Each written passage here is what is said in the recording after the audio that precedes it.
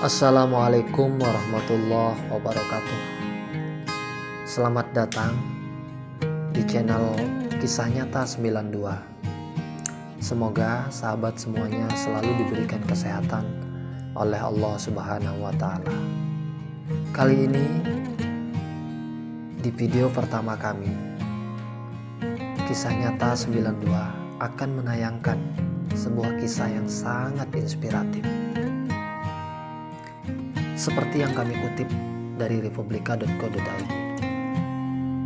Di dalam tafsir Fi Zilalil Quran, Sayyid Qutb menjelaskan kisahnya terjadi saat dia diutus ke suatu negeri dan mendakwahkan penduduknya untuk beriman kepada Allah Subhanahu wa Ta'ala. Namun mereka mengabaikan dakwahnya, sehingga dadanya menjadi sempit dan dia pergi meninggalkan mereka dalam keadaan marahnya. Dia tidak bersabar terhadap rintangan dakwah bersama mereka. Dia menyangka bahwa Allah Subhanahu wa Ta'ala tidaklah mempersempit lingkup dakwahnya di bumi, karena bumi itu sangat luas. Negerinya pun banyak dan kaum-kaumnya bermacam-macam. Selama orang-orang yang ada di kaumnya mendustai dakwah, Allah pasti mengutusnya. Allah akan mengarahkannya kepada kaum lainnya.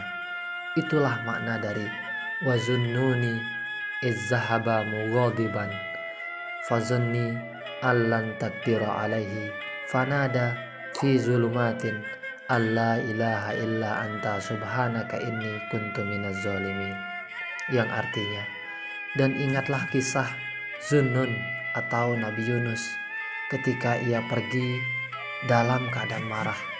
Lalu ia menyangka bahwa kami tidak akan mempersempitnya atau menyulitkannya. Maka ia menyeru dalam keadaan yang sangat gelap bahwa tidak ada Tuhan selain Engkau, Maha Suci Engkau. Sesungguhnya aku adalah termasuk orang-orang yang zalim. Quran Surat Al-Anbiya ayat 87. Sayyid Qutb menulis dalam kisahnya bahwa bagaimana kemarahan Yunus yang begitu menggelora menurutnya, hingga itu menuntunnya ke tepi pantai hingga menumpang kapal sampai akhirnya ditelan paus. Di dalam perut paus, Yunus bertobat dan mengakui kesalahannya. Dia memohon ampun karena merasa termasuk orang-orang yang zalim. Allah pun mengabulkan doanya. Tuhan menyelamatkannya dari duka dan kesempitan. Paus itu lantas memuntahkan ke daratan.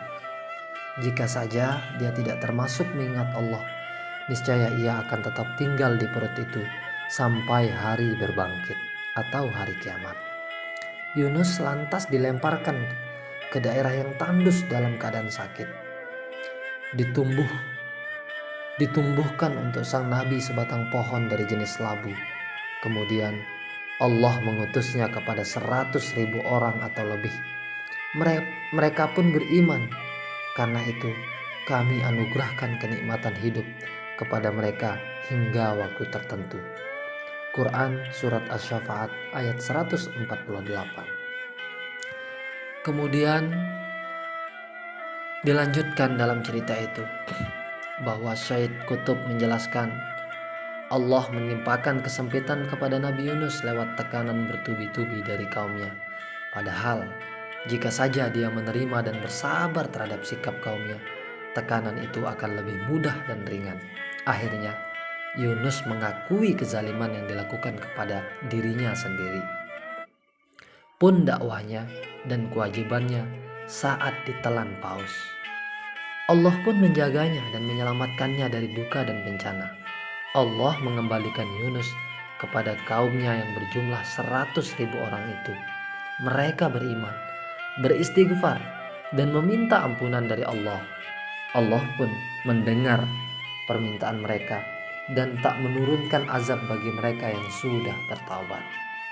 Nabi yang juga memiliki nama lain Zunnun dan Yunan itu harus menjaga keseimbangan sampai akhirnya dia terjun ke tengah ganasnya lautan.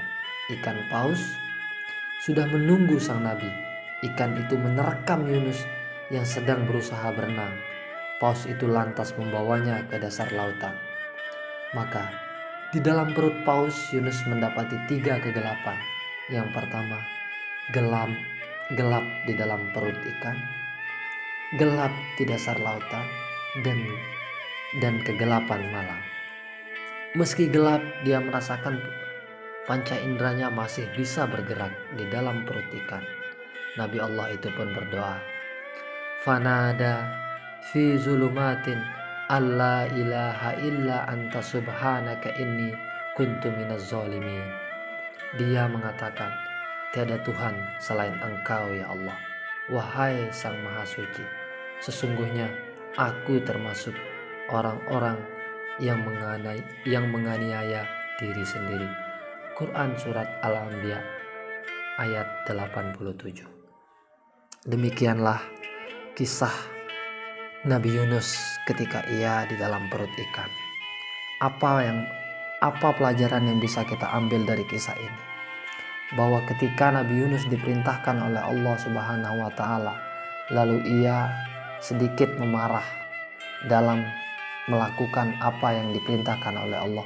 Kemudian yang terjadi pada dirinya adalah ia harus diterkam oleh ikan yang begitu buas, sehingga di sanalah Nabi Yunus merasakan 3 kegelapan. Namun masih untung saat itu Nabi Yunus masih terus mengingat Allah Subhanahu wa taala, yang akhirnya ia karena pertobatannya di dalam perut ikan itu membuat dirinya menjadi keluar di dalam perut ikan itu. Demikian, semoga kita selalu tabah di dalam menghadapi cobaan-cobaan yang Allah berikan, dan kita pada akhirnya bisa kembali kepada pertaubatan yang nasuha. Demikian kisah yang bisa ditayangkan oleh channel Kisah Nyata 92. Semoga bermanfaat buat kita semua. Wallahul muwafiq wal hadi ila sabilir rasyad.